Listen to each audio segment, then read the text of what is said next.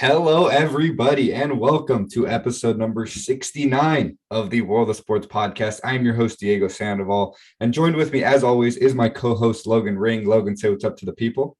What's up, everybody? And if you're not watching on YouTube, we have a guest today, the great Jason Milne. Jason, say what's up to the people. What's up, everyone? Jason is coming at us for a very special episode number 69. It's a big one, arguably our most controversial episode. We are going to be giving our top 10 NBA players of all time. This has kind of been something we've wanted to do for a while. That just feels fitting right now. The conversations might be at an all-time high with the NBA 75 team being announced.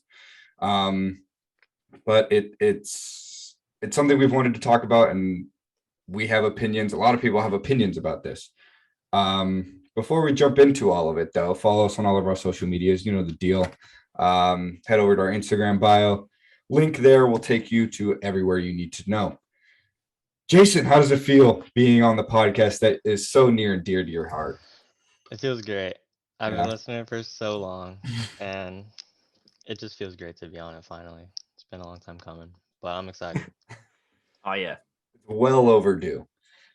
But anyways, before we jump into our rankings, I want to say something. I don't know if you guys want to say something either, but this debate will never end. It's something that will keep changing. The players in it will keep changing.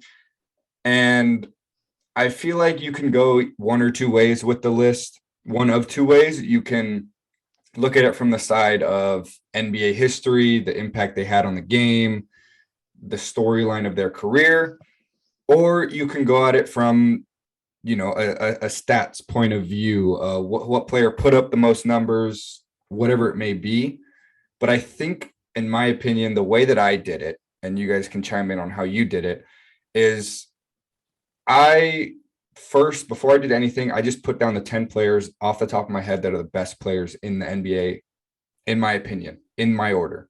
And then after looking through stats, whatever it may be, I shifted things here and there. But I think it's important to include both when you're ranking players of all time. You need to have a little bit of personal opinion because that's what it is. It's your opinion on who the top 10 players are. And then, but it also has to be offset by, okay, how good actually was this player? Because you can't go out saying Allen Iverson was the swaggiest player in the NBA, which is true, and he changed the NBA forever, but he's not a top 10 player of all time. So I just think that this argument needs both sides, and without one, it becomes just, I don't know, a stupid argument. How do you guys feel about that? Yeah, I just wanted to say I'm just glad that on this episode we have like 10 viewers or whatever, probably, because there is no way to make everybody happy, like, ever. There's so many ways to look at it, and like, honestly, doing a ranking like this does nothing. Like, there's no point. Who cares if LeBron or Jordan is number one? Who cares about that? But like 10 is a random number too. I mean, there's like 12 people who I think could be in the same sort of tier as the last sort of guys. So I don't know. I think it's fun to talk about and it's fun to argue about. But there's no way to make everybody happy. So I'm just interested to see where we differ. Yeah. Jason, what are your thoughts on this debate? Yeah, it's definitely never going to end, especially with, more players. Guys like maybe Luka or definitely Giannis when their career's over. They're going to be in this conversation too, and there's going to be guys that are left out. But, it's just how the game is changing and how it's going to go. But no one's ever going to agree on the same list, and I think that's that for sure. Yeah. And another thing is, I think sometimes people use the phrase top 10. Like, yeah, we're ranking our 10 best players ever, but there's the same difference from 5 to 10 as there is 10 to 15, probably, like from the 10th to the 15th best. Like, that's not a huge leap, but just because they're left out of the top 10, which is considered like what people rank as the best, doesn't mean that they're still not some of the greatest players to ever play. So I think the standard or the bracket that we put top 10 kind of makes people feel less strong about 11, 12, 13, when it's in reality, they're almost top 10 players. So I don't know. I'm ready to get into it if you guys are. Yeah. Should we start with honorable mentions or do what? Let's go list by list. And in your list, give your honorable mentions and then give your 10 to 1. We'll let the guests go first. Jason. Oh God. The floor is yours. All right. You don't have to give full explanations. We're going to do that afterwards. But if you Oh. want to say a little something, obviously go ahead. No, I'm just gonna list them out and then we'll debate it after. Let's do it. So my honorable mentions are Hakeem Olajuwon and Oscar Robertson. All right. I think they're pretty solid right there. Number 10, I have Tim Duncan. Okay. Number 9, I have Bill Russell. Number 8, I have Wilt Chamberlain. Number 7, I have Larry Bird. Number 6, I have Shaq. Number 5, I have Kobe. And then 4, Magic. Number 3, Kareem. Number 2, LeBron. And number 1, Michael Jordan. All right. Huh. Logan. That's a pretty similar list, if I'm being honest. My honorable mentions are the same. Some of you thought I'd be. My honorable mentions are also the same. All right. So I guess we have the same top 10, but different order. Yeah. All right. Here we go. At number 10, I have Kobe Bryant. At number 9, I have Wilt. At number 8, I have Bill Russell. At number 7, I have Tim Duncan. At number 6, I have Shaq. At number 5, I have Larry Bird. At number 4, I have Magic. At number 3, I have Kareem. At number 2, I have LeBron. At number 1, I have MJ. All right. And that's me. This brings it down to me. My top 10 players of all time. Tim Duncan is number 10. Wilt Chamberlain is number 9. Bill Russell is number 8. I have Larry Bird as number 7. Kobe Bryant is number 6. Shaq as number 5. Magic as number 4. Kareem as number 3. Jordan as number 2. And wow. LeBron is my best player of all time. I knew you were going to do it. Absolutely. I had to. Wow. All right. Let me just get this all down. Okay. Logan, remind me, I'm going to be honest, I completely blanked. Remind me your 5 through 8. 5 through 8. 5, I got Magic. 6, I got Larry Bird. 7, I got Shaq. And 8, I got Tim Duncan.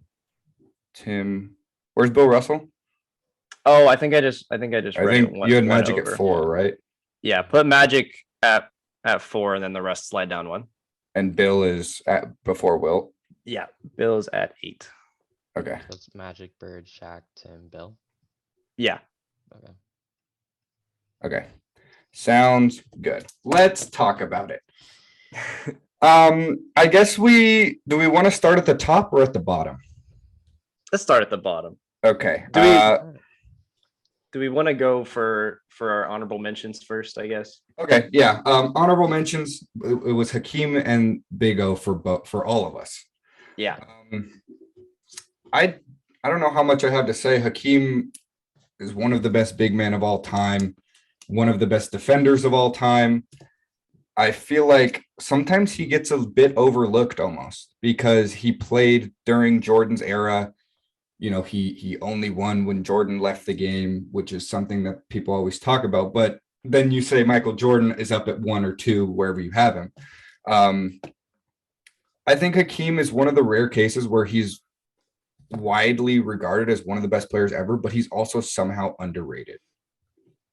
Yeah, I agree. I feel like he deserves to be there, and I think he's in the top tier with guys like Tim Duncan through Kobe or whatever, those guys. he was probably the best defensive big man in the modern era, or whenever you start the modern era. He's got the most blocks ever. I know they started that stat later, but he's also got two of the most impressive finals runs of all time. And you can say Michael Jordan left. He was there for one of the years, by the way. He just didn't make it to the finals, but people think he just always won. But yeah, Hakeem dragged a 6 seed Rockets to the finals and then was by far the best player every single series, best offensive player and defensive player on the floor. He went through some of the best big men in that entire that whole playoff run was just insane. Some of the big men he had to beat just in that finals run were Karl Malone, Charles Barkley, David Robinson, and then Shaq. I mean, those guys are like top 20 right there, all four of them. So he's overlooked. I think some of the stats aren't as flashy because he was more of a defensive monster than an offensive one, even though he was great on that end too. But I think he's just overlooked a little bit because he's a big man, like you said, in the MJ era. And that's kind of hard to be like the number one guy when he's playing. But I think 11's probably a good spot for him. Yeah, it definitely is. He's definitely overlooked, especially playing that MJ era. And I think that kind of goes the same with Oscar Robertson playing, in the league with Will and Bill Russell. But when you compare Hakeem with a guy like Shaq was just a big dude, dominant force. Like you can't teach that kind of thing. Hakeem was a very skilled big man, and guys like Joel Embiid and like great centers in the NBA today, they emulate their game after him, and his footwork was just amazing. So with the great footwork and just like the skill that he had, it was just a recipe for an amazing big man. Yeah. And then Big O, we both also have, I'm assuming I have Hakeem ahead of Big O, like 11, 12. That's what I have. Yeah. But Big O, I think with what Russell Westbrook did and kind of is still doing, I don't know if this season he's still doing it, but with what Russell Westbrook did, broke his record, average a triple double, whatever it was, 3 seasons in a row. It made people, it's currently making people overlook what Oscar Robertson did, because he played in a time where nobody put up those type of counting stats where you did everything. Like he averaged a triple double. Granted, he was the first one to ever do it, so it was kind of this a much bigger thing back then than it is now. But I think sometimes that's where we take it out of context, where we say, oh, rookies are dropping triple doubles on the regular now, so it's not that big of a deal that Oscar did it.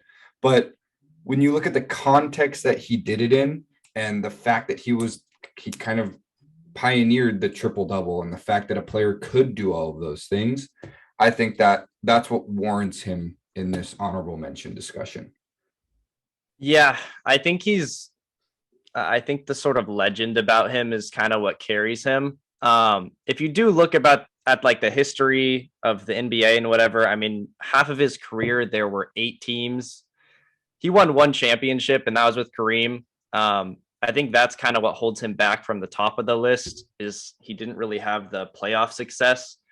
And part of that is because his team wasn't just that good. But I mean, he still put up insane numbers, and I mean, you gotta put him in this discussion at least. I think ESPN or whoever ranked the top 75 put him at like 9. Yeah. I think that's a little bit too high, but I think he definitely deserves to be sort of in the 10 to 15 range anyway. But yeah, I mean, I'm glad he's getting some shine, because guys who are playing this long ago are kind of just like regarded as like, oh, the stats they put up are just like because of the era, and nobody else was doing this. So I'm glad he gets his credit. Yeah. Anything you have to add on Big O, Jason? I think you guys nailed it, but I think that honestly, if he is not playing alongside Wilt and Bill Russell at the same time, he is easily in the top 10. But because he was always just stopped in the playoffs, made the finals not too many times compared to those two, he just doesn't have as many accomplishments to his resume. So we can't extend the discussion past, oh, he averaged a triple double, which I think definitely brings his resume down a little bit. Yeah. Sliding into the top 10, we have our biggest difference right away. Jason, you have Kobe at 5. I have Kobe at 6. Logan, you have Kobe at 10. Now, just Kobe Bryant as a player, played 20 years, all with the Lakers, averaged 25 points per game, 5.2 rebounds, 4.7 assists. You could say all the numbers, won 5 championships, an MVP, 15 all NBA teams, 18 all stars, 12 all defensive. And you look at Kobe's career and it's almost, I don't know, it's a guy that you can legitimately have anywhere from 5 to 10. And I feel like it just depends how you look at it. So why is he at 10 for you, Logan? Because I think that's our biggest point of contention, I think. Yeah. He's probably the player I see the biggest like discrepancy for like the fans versus the not fans of. Some people would put him at like 15, and that's super disrespectful. He should not be there. But I see him in the top 3 or top 2 discussions also. So I mean, it's a little weird, and I feel like Kobe. What I've kind of underrated from him is like just his like legendary status and what people took from him. And I think that's a part where you can't just like look at stats or look at video and say like this is what this guy did. But I mean, he's a 5-time champion. He's an MVP. All the accolades you can say. What I rank him at 10 for is because I think his actual play style and how he was able to win and the accolades he got, I think it overrated a little bit. His 5 championships, the first 3, Shaq was clearly the better player, and Kobe still deserved those chips. But let's be real, if he wasn't playing with another top 8 player, he wouldn't have those championships. And that's nothing against him. I mean, he still earned those. It was just a little bit of a lucky situation, if I'm being honest. But I mean, he was one of the best scorers in the league ever. You guys like to joke about it, but yes, he did do it a little bit inefficiently, which is one of my main knocks on him. If you look at sort of like the stats of the other guys and everything like that, if you go into the advanced stuff, it is a little bit worse. I'm not going to get into that because nobody likes talking about that. But I mean, the guy is a legend. Everybody respected him. Anybody who played against him knows how good he was.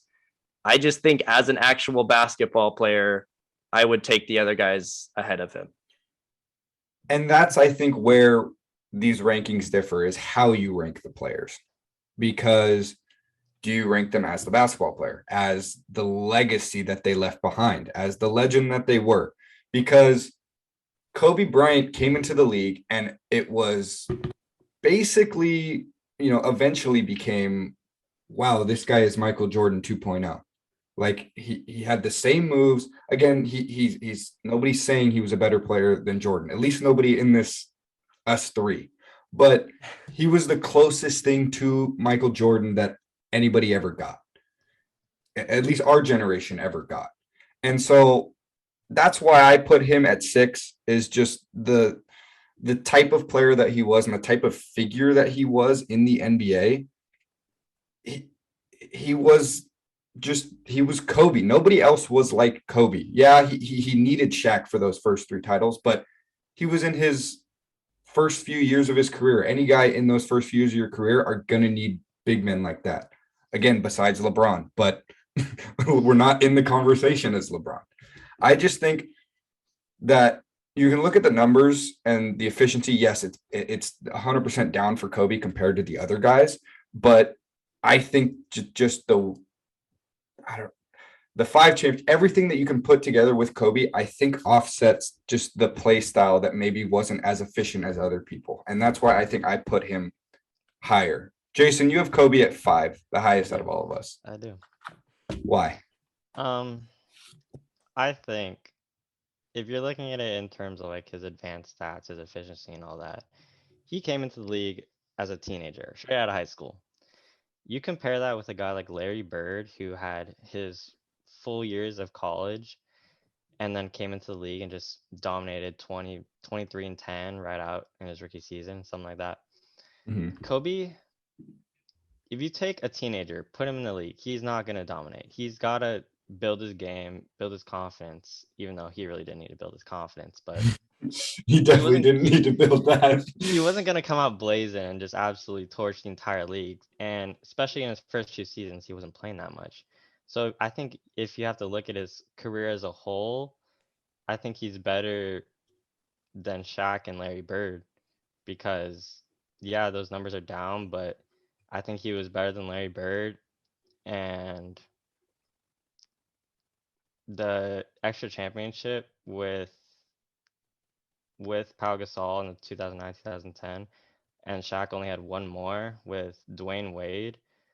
I think that says more because if you compared Pau Gasol and Dwayne Wade was in his prime when Shaq was on the team, and he is not on the same level as Pau Gasol. Pau Gasol was a very good basketball player, but Kobe was just absolutely dominant during these runs.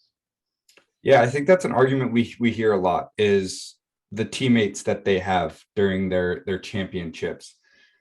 And with Kobe, that's an argument that's often made. Most of his championships, he wasn't the best player on his team, but for two of them, he was. And I feel like the discrepancy between him and the next best player was enough in his two-peat by himself. No championship is ever by yourself unless you're Dirk. But I think that's enough to vault him ahead of a guy like Tim Duncan or Larry Bird, like you said. I'll get into the Tim Duncan teammates later because I got some stuff to say about that. But I mean, I don't disagree with really most of the stuff you guys said. I will say, if you're arguing like Shaq or Kobe, I mean, Shaq wasn't in his prime. He was in his prime at the end of Orlando and then LA, and that's when they won the championships. Kobe's prime, I mean, 3 of the years he got to the finals. The other like 6 or 7, I mean, he didn't. And you can argue that was his teammates. But I can also argue that was kind of his mentality. And you can say his mentality boosts him in the ratings. I think the legendary status of it is like pretty awesome. I mean, people took a lot from him. It was basically just working the hardest ever, not caring about what other people think, just like, I'm going to do this. I think to a certain extent that can help. I also think it did do a little bit of damage to some of his teammates, and some of the things he would do kind of, I think, hurt him. But I mean, I think the real argument you have to make with Kobe is like, he just got things done, and Right. you can't argue that. I mean, 5 championships, the 2 championships he won without Shaq. I mean, I'm not going to pretend those weren't impressive. Those were awesome. I mean, one of them, yes, you played against Dwight Howard and the Orlando Magic, but hey, I mean, that Magic got through the East. I mean, they beat LeBron, and I mean, we can talk about that series, whatever. that team sucked, but hey, I mean, like, you beat the Celtics, like, with that big 4, big 3, whatever you want to call them. That was really impressive, and I feel like that's kind of what cemented Kobe's legacy. Because I think if he didn't have those 2 championships, you can kind of just argue Shaq carried him, but Kobe completely destroyed that narrative when he won those 2. But I think if you just look at like the finals performances and whatever, like, I love looking at the history of stuff and looking into it, like what actually happened. I think Kobe's finals performances were a little overrated too. I think he underperformed in a lot of them. But like I said, I mean, he got it done anyway. So I think that's the point, and I think that's why like so many people have him in different positions, is because there's an argument for both sides and basically everything he did. Yeah, there are so many angles you can look at Kobe's career from. Yeah. That I think it literally just comes down to what you value more as a fan. And we'll put an asterisk next to it. Jason and I are Laker fans that grew up watching Kobe, and so we have a slight towards him.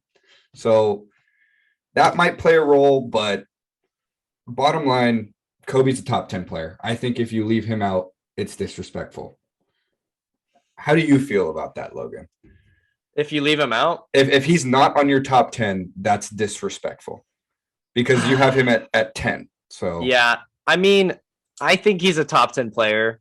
But I think an argument for like 11 isn't the worst thing ever.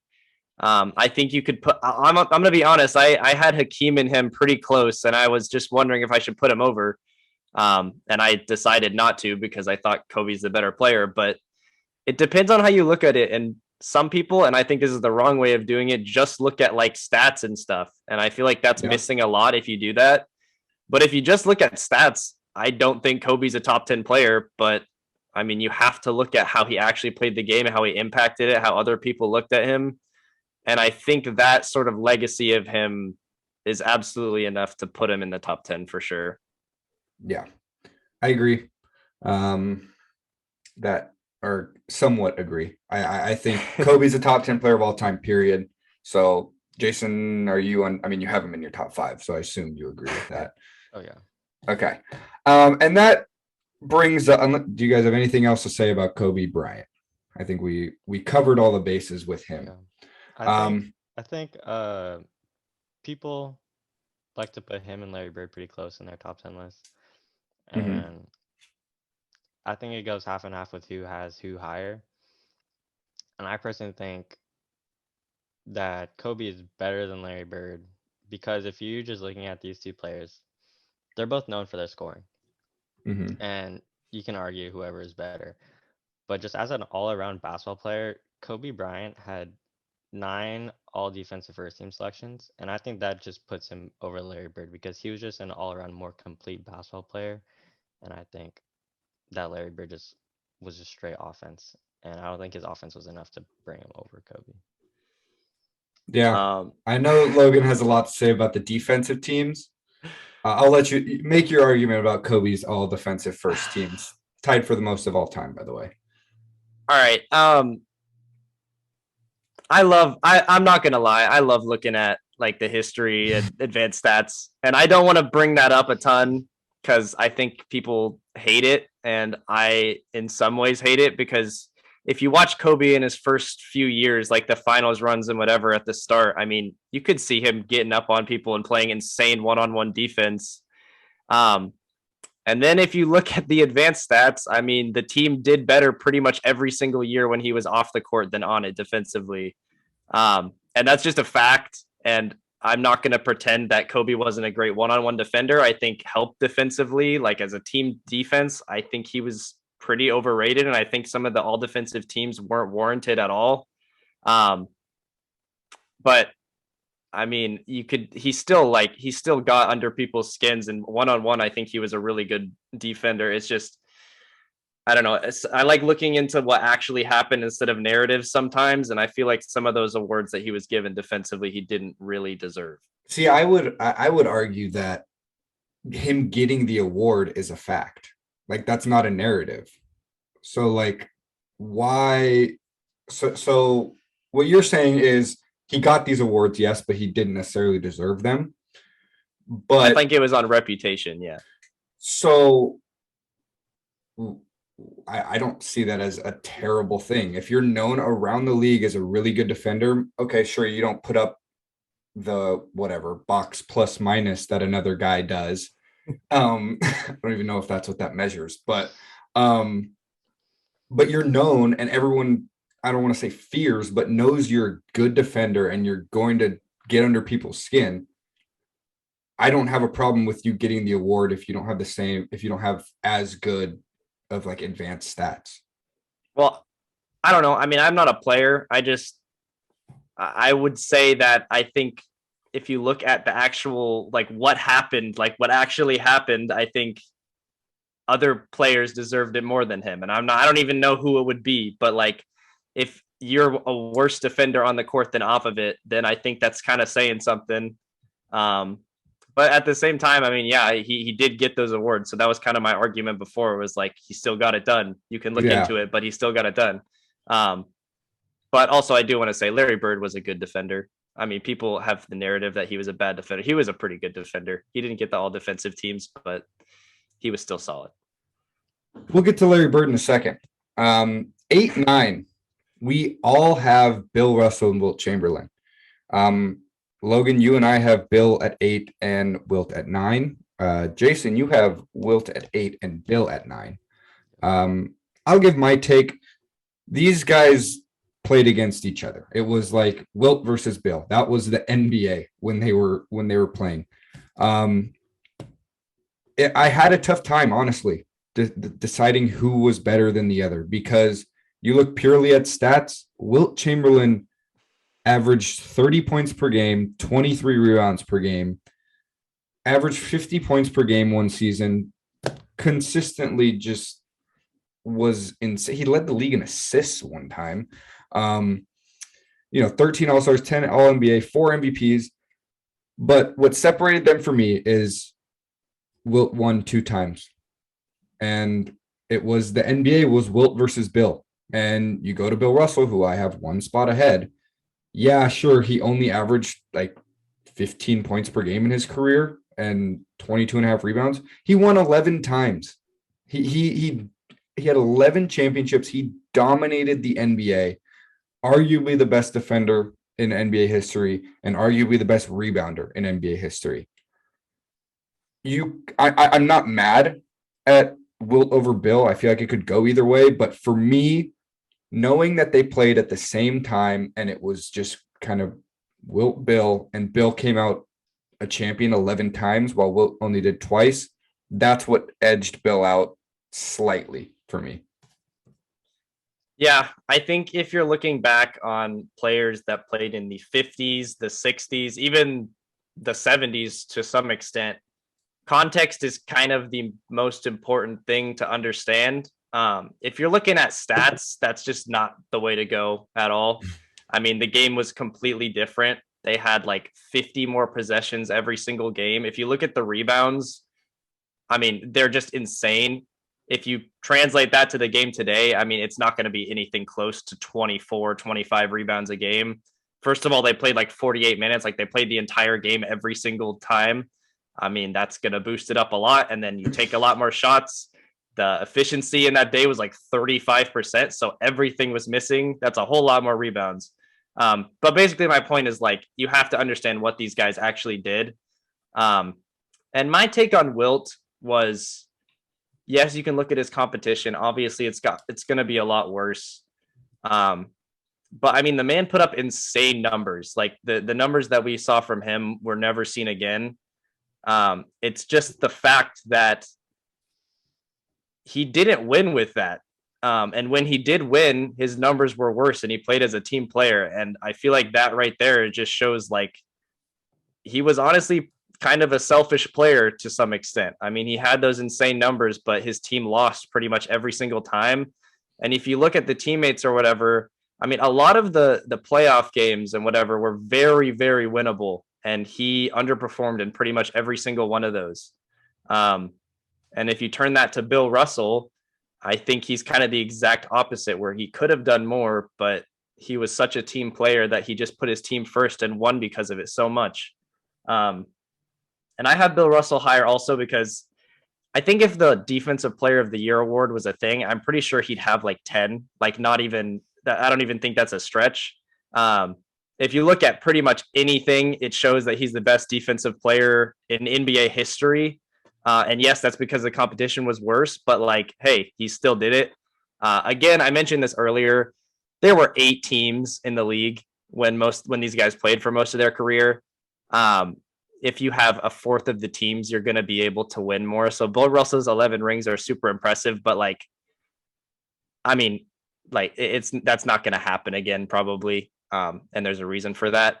But I think these guys are so legendary and they paved the way for a lot of players now. I think it's disrespectful to put them out of the top 10, but I feel like this is a good spot for both of them. And if you flip them, it doesn't really matter to me. I think it's pretty close. Jason, Wilt over Bill. Yep. Why? Well, I don't disagree. You know, the championships are impressive. 11. Pretty much Bill Russell had Wilt's number. And Wilt was not known for doing well in the playoffs at all. But I think the legacy of Wilt, of him, his numbers, and him being the guy that forced the league to change in order to stop him, I think that's what puts him over Bill Russell. Because, yeah, Bill Russell was pretty good given this competition. I think guys like Shaq and Joel Embiid could have put up very similar numbers in that era. But I think Wilt was just unstoppable, and I don't think playoffs. I don't value that as much, I guess, as you guys do. Okay.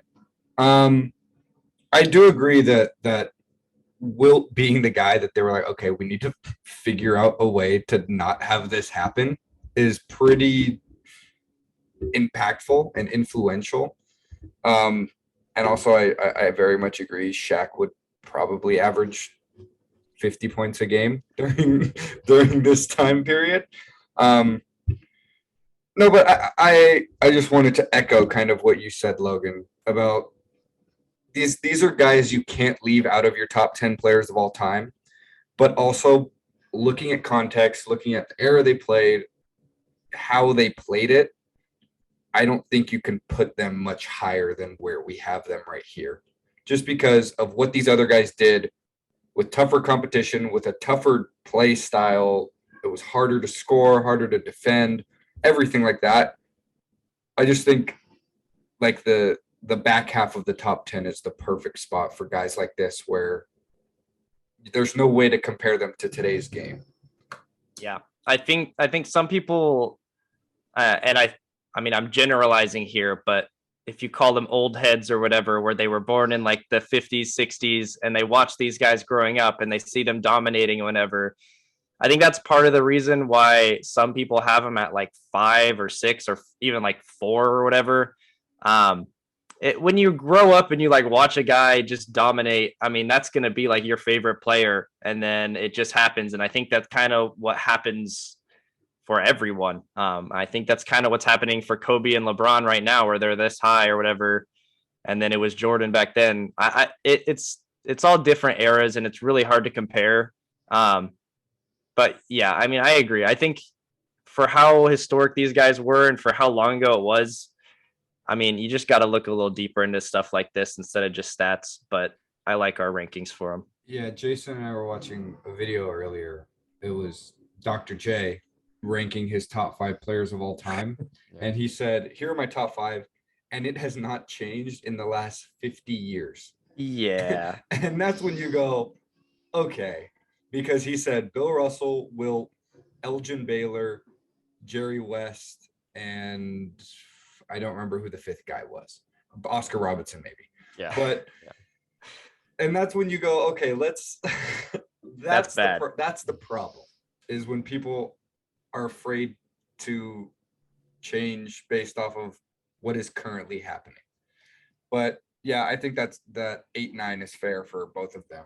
In either order, depends how you look at them. Tim Duncan. Jason, you and I both have him at 10. Logan, you have him up at 7.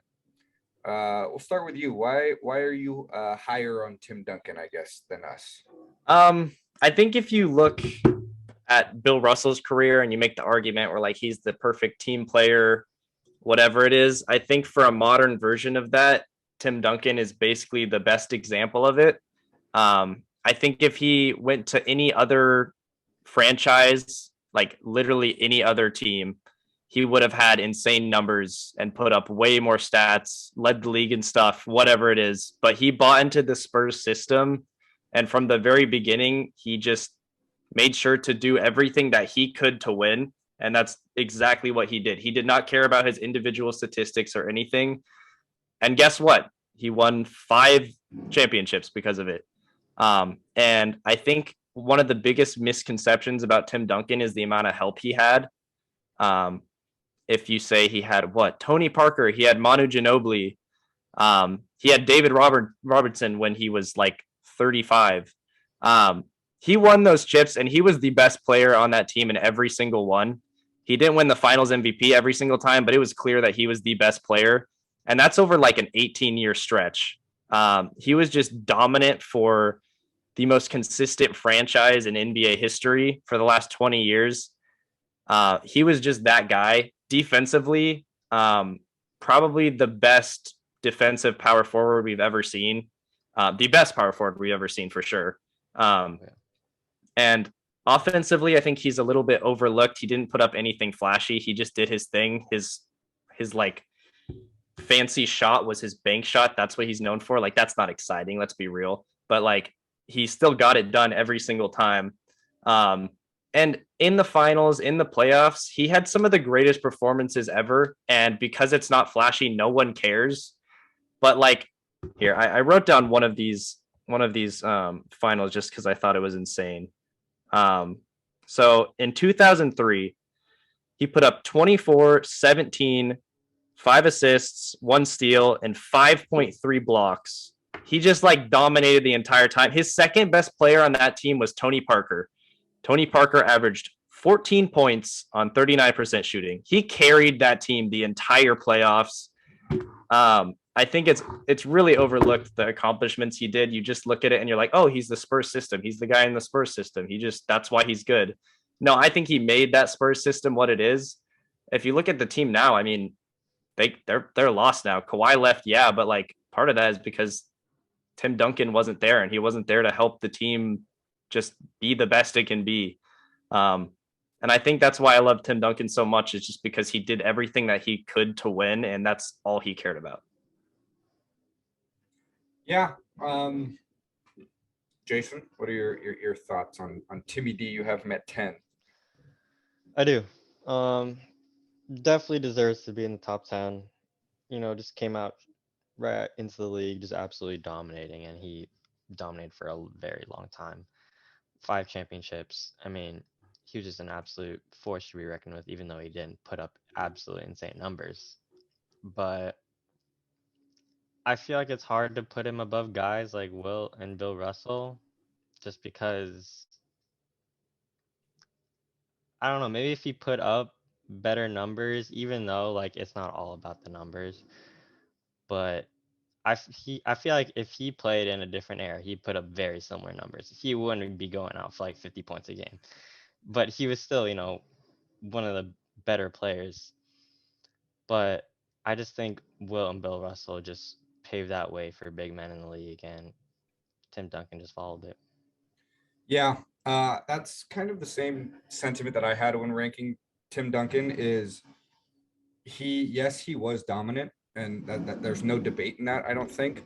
But you look at both dominance and the way a player played with the numbers. We're talking about this. I think that Will and Bill Russell, they were dominant, but they also put up the numbers.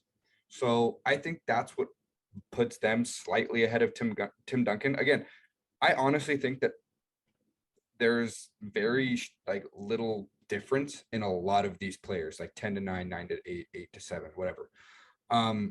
But like for Bill and Wilt's case, and I guess in Logan's list case, Kobe, I just think that all those 3 players were dominant while also putting up better counting stats and better numbers.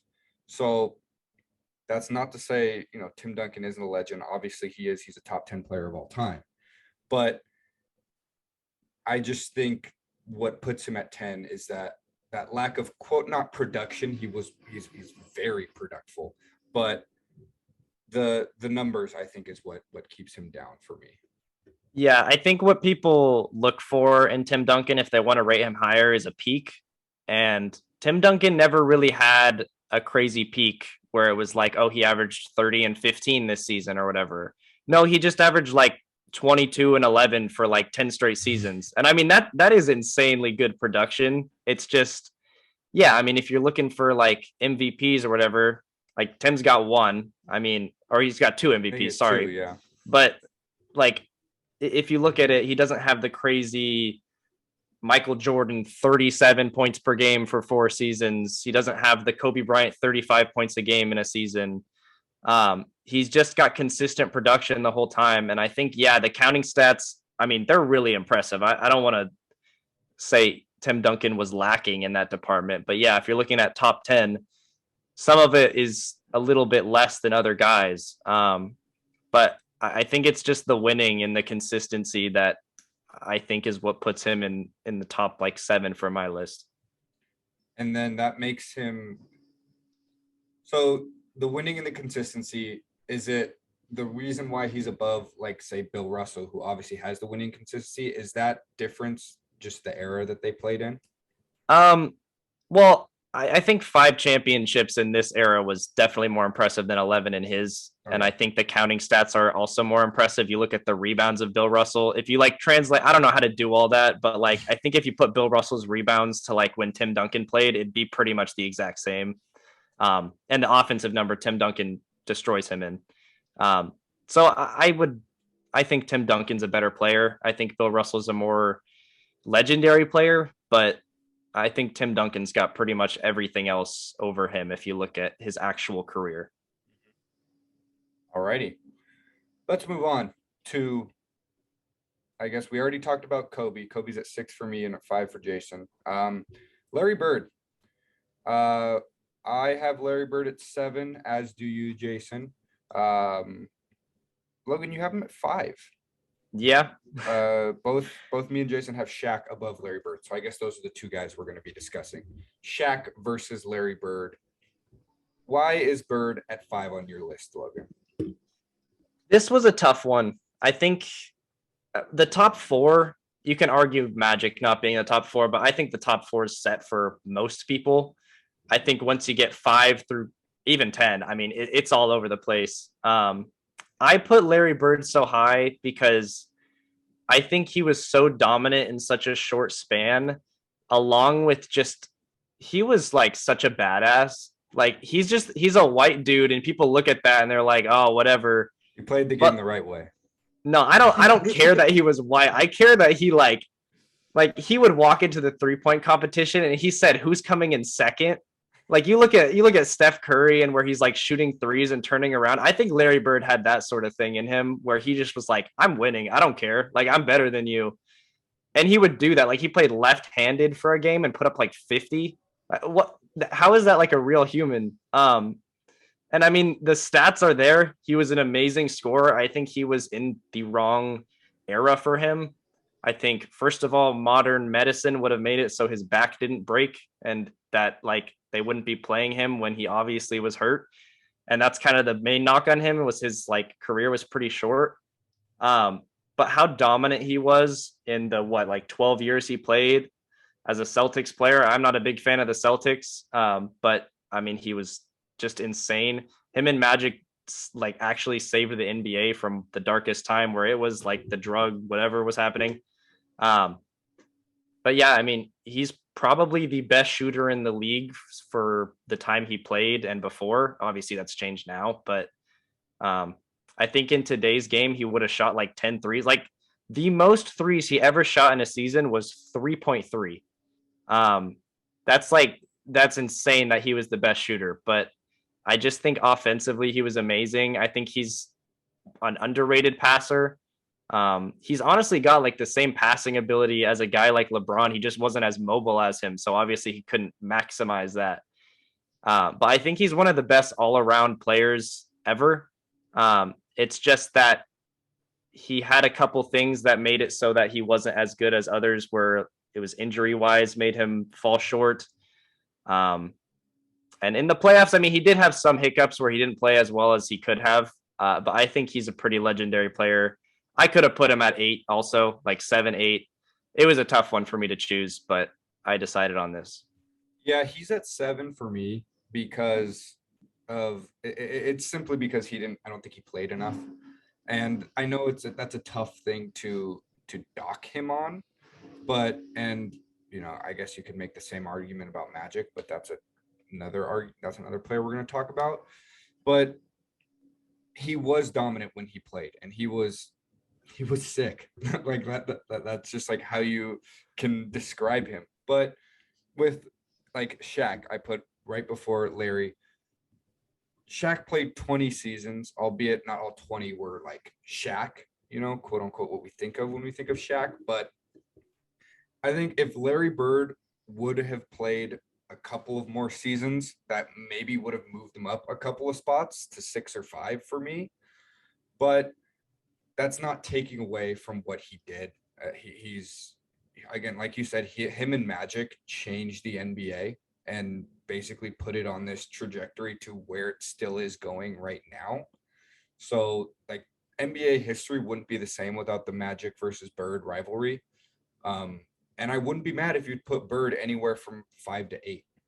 So he's just one of those players that you look at, and for me, it came down to how many years he played, and yeah, that's basically what it was. I I agree that him not playing as much kind of brought him down for me, but I think also what solidified Shaq over Larry Bird was that Shaq, I feel, was just more dominant, and there's not going to be another guy like him for the foreseeable future. And in Larry Bird, we're talking about a guy that's just a pure scorer. But honestly, I believe if he's not, he wasn't the best at like what he's known for. Like I think Curry's a better shooter than him. I think Durant, not now, but he was definitely a better scorer than him. So if we're talking about a guy known for his shooting, I think a guy that's not the best at what he does, I think you can't put that over Shaq, who is definitely the best at what he does of being dominant. Yeah, those are all good points. I will argue him just being known as a scorer, I think, is a little disrespectful to Larry. But I mean, yeah, but that's just what he's mostly known for. That's like when you think of Larry Bird, you think of like, oh, that guy can score, you know? Yeah, At least I'm for not me. thinking in terms of like a Ray Allen kind of thing, but like it's just what he's mostly known for. Yeah, in I my agree. opinion. I just think some of the I think he's a really good passer. And I think he's a good just offensive facilitator. If you run anything through him, I mean, I think it works. But yeah, I mean, if you have Shaq over him, I could see it going both ways. Honestly, it's like a 50-50 thing for me. I think they're neck and neck. So I got no problem having Shaq over him too. Yeah, Shaq. I have him at 5. Logan and Jason, you guys both have him at 6. The most dominant player in NBA history. Nobody could stop Shaq in his prime. Nobody. And we never saw anybody like that, and we still haven't.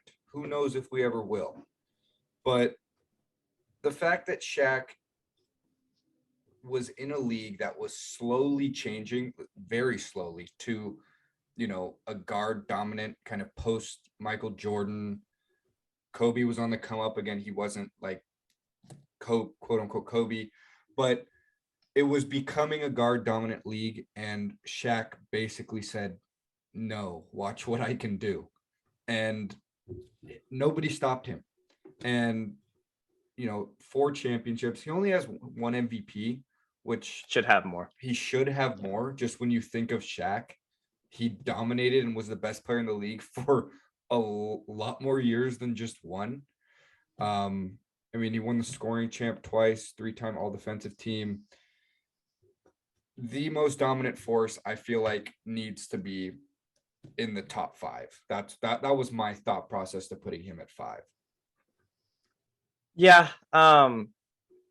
Again, like I think Bird or him could absolutely switch. I see a lot of lists where he's as high as like 10, and I think that's pretty disrespectful. I agree. Just as a peak, I say his best seasons were his 3 championships in LA, just because of how, that's just an insane stretch. I'm just gonna go to the final stats and read them off because I don't really have to say a ton more. In the 2000 finals, he put up 38 points, 17 rebounds, 2 assists, a steal, and 3 blocks. 2001, he put up 33 points, 16 rebounds, 5 assists, a steal, and 3.5 blocks. And then in 2002, he put up 36 points, 12 rebounds, 4 assists, and 3 blocks. And at the same time, he was absolutely destroying everyone on the other team, getting them in foul trouble, doing whatever. He's the most dominant player ever. And you can say that, but just watch a game of him. You can't stop him. Like, it was so crazy to watch anything that he did. It's a little bit sad for me to think about what could have been, because why Kobe and him didn't get along was the mentality of both of them. And from Shaq's perspective, he said, I'm the better player than you right now. Why do you think that you should be the number 1 option or whatever? And Kobe's mentality was, I work way harder than you. So why should I pass you the ball if you're not working as hard as me? And that was the friction between them. And I think both of them, if they would have listened to each other, could have been such an insane duo for so much longer. First of all, Kobe, I think, could have worked better with Shaq, and I think he could have been a better player because of it. And Shaq, if he stayed in shape, did whatever, like he was not in shape a lot of the time. He didn't practice as much as he could have. Like this is he says it himself, and he still was this good. So if he could have done that, like his prime would have been longer. He wouldn't have like the last few seasons of his career, he was like genuinely like fat and he was still dominant. Um, and I think that's what holds him back from like actually being a top 3, 4 player in the league. Cause I think he had that potential for sure. I mean, he's already super close. But yeah, I mean, he was just dominant. And I think that's all you have to say about him is he destroyed everyone and you really couldn't stop him in his prime. Yeah. Jason, thoughts on Shaq? I mean, I guess I'll ask yeah, you this. I'll ask you this. You had Kobe over Shaq. Why I was did. that? For me, I think it was just Kobe proving that he could do it without Shaq. Like, although Shaq was way more dominant, I think Kobe being able to prove that he could win too without Shaq just proves that he was better than him. And I think that's that for Mhm. my list. Yeah, Shaq is just one of those players, just like what you said, Logan. He could have been so much better, but the fact that he's still 5 or 6, depending on wherever you rank him, is ridiculous. I think that that just shows how much of a force he was and how nobody is ever going to be like him. I feel like we're not going to get another 7 foot, 350-pound guy in the NBA with good footwork. And he was like, he wasn't just this big guy that just dunk. Like he was very skilled too.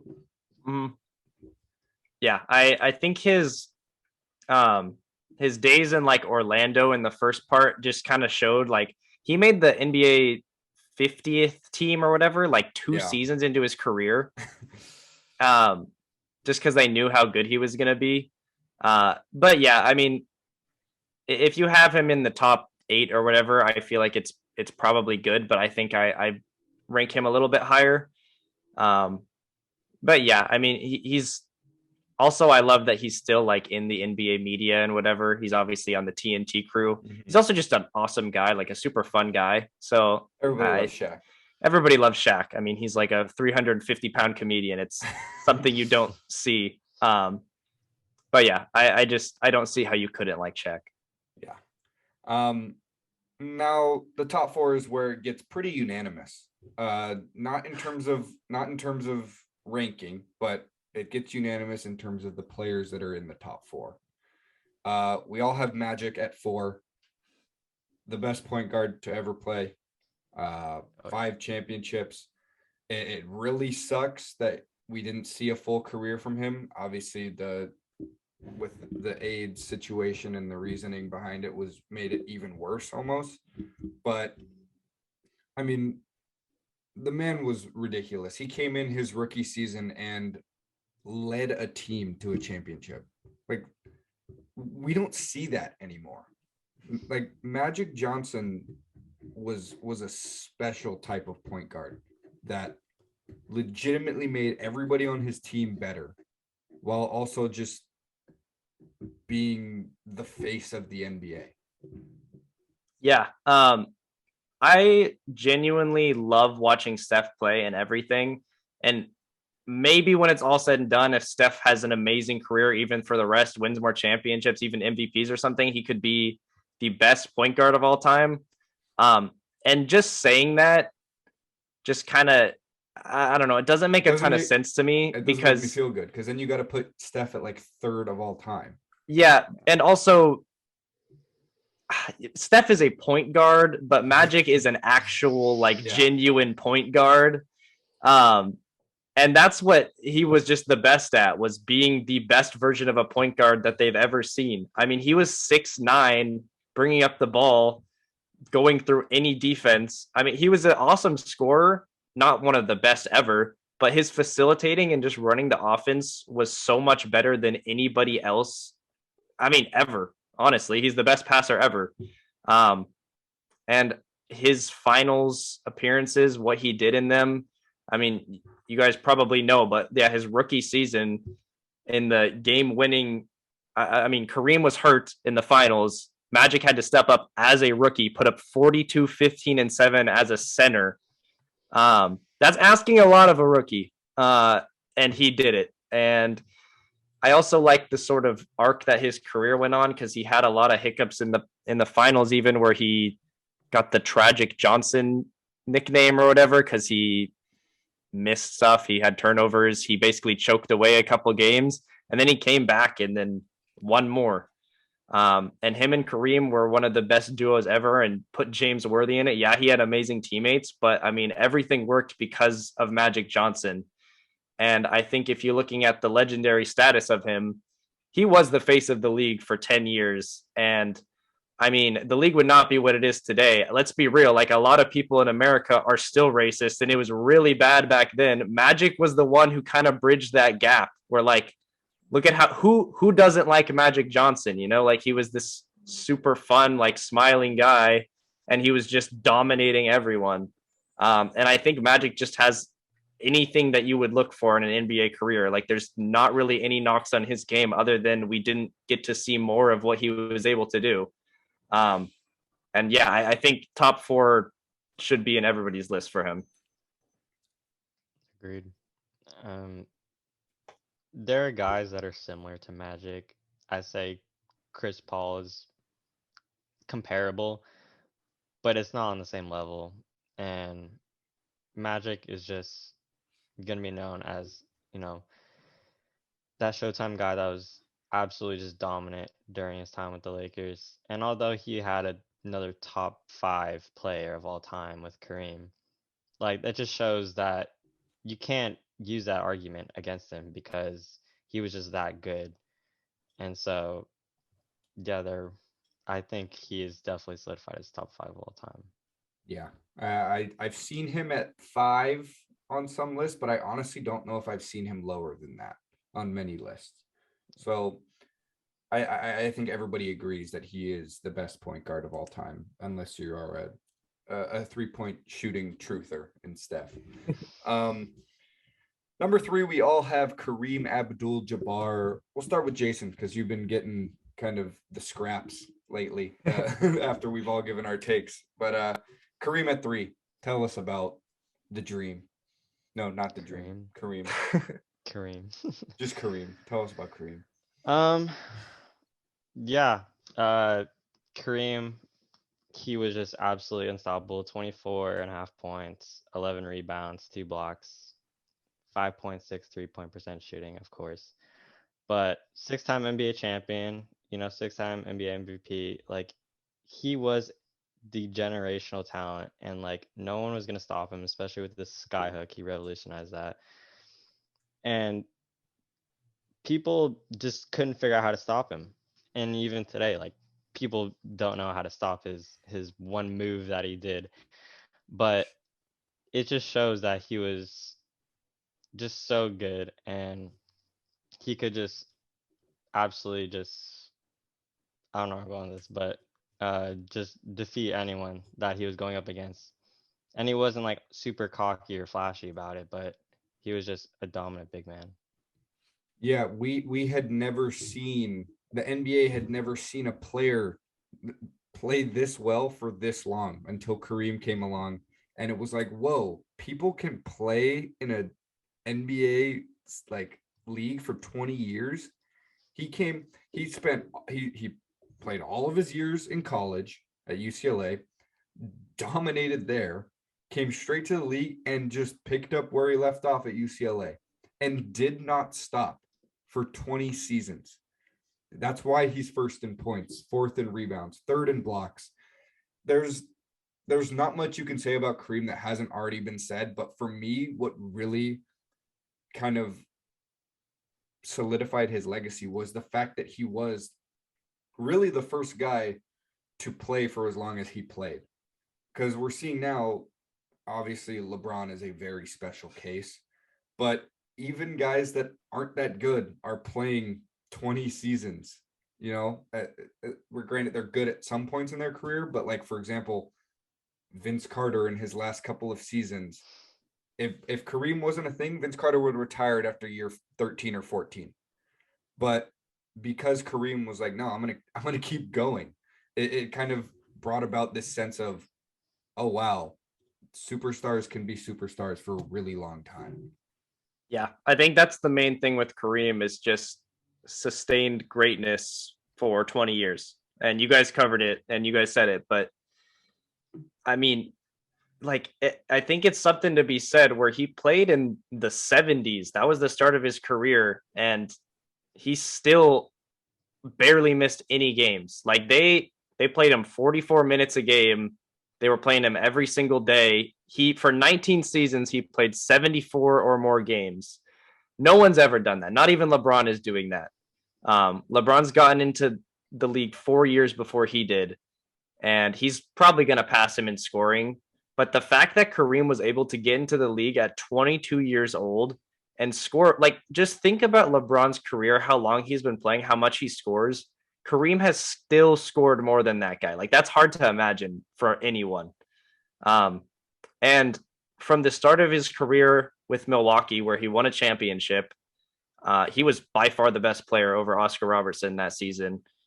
And then he went to the Lakers, and yeah, he played with a stacked team, but guess what? I mean, he still was needed in those games, and he still won five championships with them. I mean, that's crazy. And it was at the end of his career when he was winning too, and he was still putting up good numbers.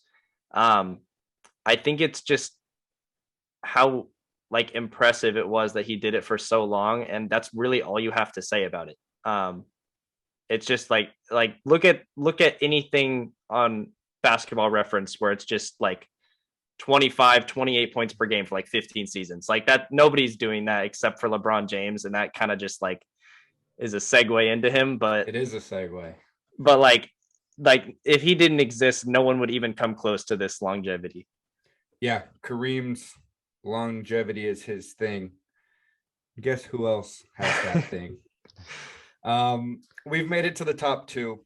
I think we're at the point of, I don't know, NBA society that unless you're a stubborn old head, LeBron and Michael Jordan are your top two players of all time. Yep. No matter what order. You both have Jordan over LeBron. I have LeBron over Jordan. I don't think we need to talk about the stats. I think everybody knows everything that's out there about these two guys. Jordan went 6 for 6, 5 MVPs. LeBron's won 4 MVPs. Do you guys want me to give my case first, or do you? Because I'm the lone wolf here, and you guys are. I want to hear yours, so I say we go first because I want to hear you try to pick apart ours, basically. Okay. Jason, right. You want to start? I'll tell you, man. All right. I mean, it's weird talking about Michael Jordan because literally everybody knows who he is. Yeah. But I think anything that you say about any other player that we've talked about, Michael Jordan basically does the exact same thing. The one knock on him is the amount he played, and that's because he chose not to. And whenever he played, he was basically winning. If you look at any series he played amazing. He is the greatest scorer of all time. I don't care what people say. The era he played in was a slow-paced thing. He still put up insane numbers every single time. He was one of the best defensive players of all time. He won Defensive Player of the Year. He won 5 MVPs, 6 championships, was the best player by far in every single one of those series. He has never had one small bad part of his career where you can say, oh, like he choked here. Like he literally never did that. And I don't think anybody else can say that. And I think it's the legend of Michael Jordan is why he's number one, is because, I mean, you can just say six championships. He never lost in the finals. I mean, he got there every time. Yeah, he played on the Wizards, but like, who cares? He was a Bull his entire career. Like, he didn't have to leave. And I'm not going to pretend like he wasn't very lucky that with his competition, with whatever, his teammates were amazing. I mean, he got the help he needed every single time. He didn't have to leave to get help, and that's kind of one of the things LeBron did. But I think the gap between LeBron and Michael Jordan is closing. and it's pretty cool to see. I just have to wait before LeBron. Like he's still putting up 29 points per game. If he was healthy, he'd be in the MVP conversation. Like his career's not over. I'm not ready to put LeBron over him yet. I agree. Michael Jordan, he had that mentality of, I'm gonna do whatever it takes to make us win. And he did most of the time. And I don't think I can put LeBron in over him. And Shaq said something, I don't know how long ago it was, but he said, once LeBron passes Kareem in points, I think that honestly might have, for me, have LeBron over MJ. But for now, I can't put him over MJ. All right. But overall, LeBron is a better all-around player. I will have to say that. Thank you. But yeah, if you look at his numbers solely based on that, you could see that the offense runs through him, no doubt. But Yeah. Sorry, go ahead. but I just think that MJ he couldn't be stopped. Yeah, I just want to add like anything Diego says, and this is kind of one of the annoying things about arguing with MJ fans who just say he's better at everything. Michael Jordan accomplished more in less time than LeBron did. You can just say that, and that kind of is tough to argue. But yeah, I want to hear what you have to say because I think I will agree with a lot of it. I absolutely there's no debating that Michael Jordan did more in less time. But I don't think that should be used against LeBron. I don't think that the fact that LeBron has been so good for 19 years should be a knock against him. And we've seen that. Like that's a legitimate argument that I'm not saying that you guys are making, but saying that, oh, Jordan never lost in the finals. Jordan, was the best player when he played, but he didn't want to play anymore. I don't think saying LeBron needed more years is a huge knock on LeBron. It shouldn't be. That should be a plus for LeBron. LeBron is playing in his 19th season, and he's going to play for at least 2 to 3 more, or at least until Bronny comes in the league for sure. He made that very clear. But for me, there's never been an all-around player like LeBron. He scores at will when he wants to, but he's a pass first player that is a top 3 passer in the league right now and has been his whole career. He makes all of his teammates better. He's a great rebounder. I don't know if you can say top, but he averages 7.5 rebounds per game. He doesn't have to be the best scorer or the best passer because he is elite at everything. And I think for me, that's what makes him a better basketball player than Michael Jordan. Because Michael Jordan, not even a question, best scorer of all time. But that, and okay, he's a great defensive player also. You're not going to say best of all time, but he's a better defensive player than LeBron James is. But other than that, I think LeBron is a better all-around basketball player at pretty much everything else. And I don't have the stats to back all of that up, but based on the eye test, everything that I know, have looked at, that's what puts LeBron above Jordan for me. There's no debating these are the top 2 players in the NBA's history. But I think LeBron James doing everything on the court for as long as he has puts him up there. I don't know if there are any other points I need to counter. I guess the teammates is a point that is always brought up for LeBron and Michael Jordan. But I'm going to say Michael Jordan had 2 members of the top 75 All NBA team when he won his championship, and LeBron never had more than 1. I mean, right? Yeah. He had AD with the Lakers and Dwayne Wade with the Heat. Am I missing somebody? Ray Allen. Ray Allen. That's right. Ray Allen. I always forget about Ray Allen, but he saved his career. He saved his legacy. But anyways, okay. So if anything, that's even. That's even with the amount of good teammates they had. I think Scottie Pippen was a top 5, top 10 player in the league in the 90s, which is something that I think people glaze over when they talk about Michael Jordan, is they say he did it all. They don't say he did it all himself, but he was the man, he was the guy. Jordan led his team in points. That was it. LeBron has led his team in basically everything in most of his finals appearances. So I think it's the longevity, it's the all around betterness, if that's a word, that puts LeBron at 1 for me. And the fact that he's still doing it and he's going to keep building up. Yeah. Me. I only have one other point I want to make, and that's Michael Jordan never had a 2011, and LeBron James, I mean, let's be real, he played awful. He played way worse than he would have been expected to, and that was a very, very winnable finals in 2011, and he did choke, and he lost that finals. Michael Jordan never did that. I will say, I think LeBron in 2016 had a better finals appearance and a better finals win than Michael Jordan ever had.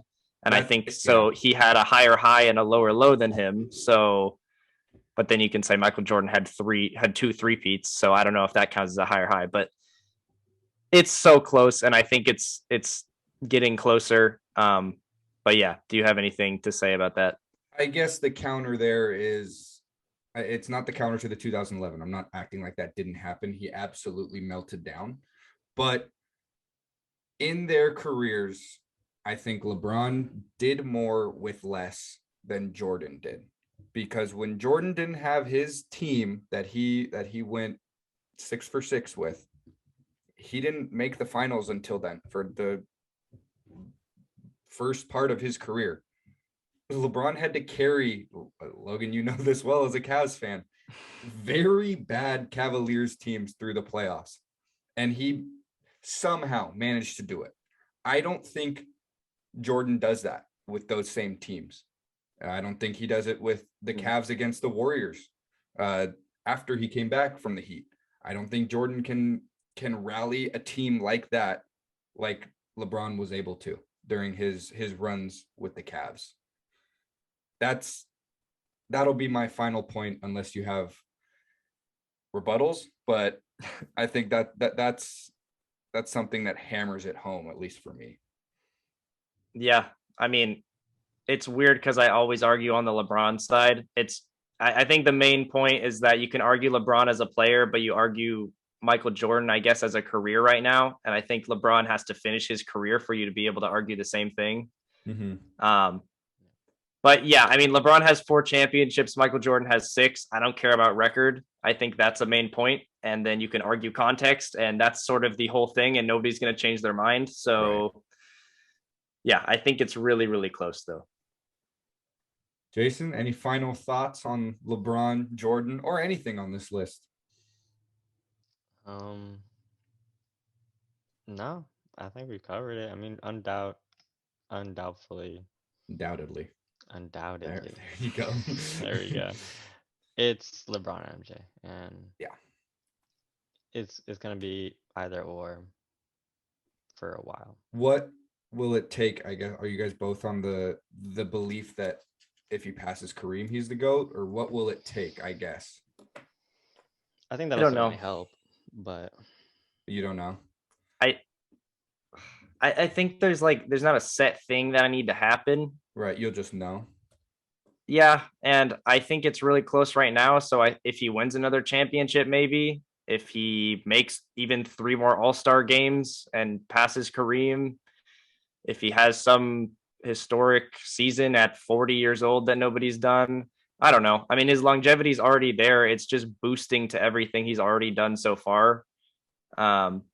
But yeah, I think it's open, and I don't really want to put like a set thing that he needs to do to pass him for me. But I just think I want to see how it plays out.